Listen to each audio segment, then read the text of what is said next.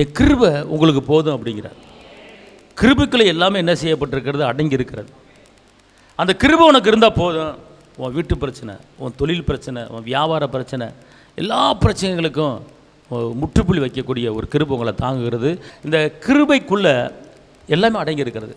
பாதுகாப்பு, சுகம், பலன், சந்தோஷம், சமாதானம், பிள்ளைங்கிற அந்தஸ்து, கிருபை எல்லாமே அந்த கிருபைக்குள்ளே அடங்கி இருக்கிறது. அவர் என்ன சொல்கிறாரு? எல்லாத்தையும் ஒன்றா வச்சு ஒரு கிருபையாக உன் மேலே இறங்கியிருக்கிறேன். அதனால் ஒரு பெரிய மலையே அகன்று போனாலும் சரி, ஒரு பர்வதமே நகன்று போனாலும் சரி, ஆனால் உன் மேலே வச்ச அந்த கிருபையை நான் எடுக்க மாட்டேன்.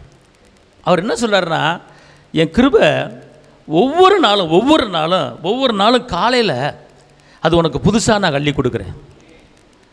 ஒவ்வொரு நாளும் புதிய கிருபை, புதிய சுகம். ஒவ்வொரு நாளும் புதிய கிருபை, புதிய பலன். ஒவ்வொரு நாளும் புதிய கிருபை, புதிய ஐஸ்வர்யம். ஒவ்வொரு நாளும் புதிய மகிமை.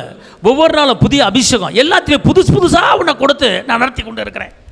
உனக்கு தெரியாது, உன் கண்ணுக்கு தெரியாது, உன் இதயத்துக்கு தெரியாது. நான் கிருபையாய் உன்னை நடத்தி கொண்டு போகிறேன். நான் கிருபையாய் உன்னை நடத்தி கொண்டு போகிறேன்.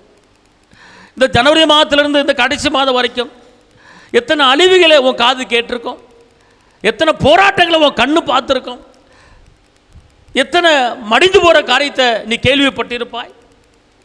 உன் கண்ணு முன்னால் எத்தனை பேர் மரித்திருக்கிறார்கள் பார்த்திருக்கிறாய்.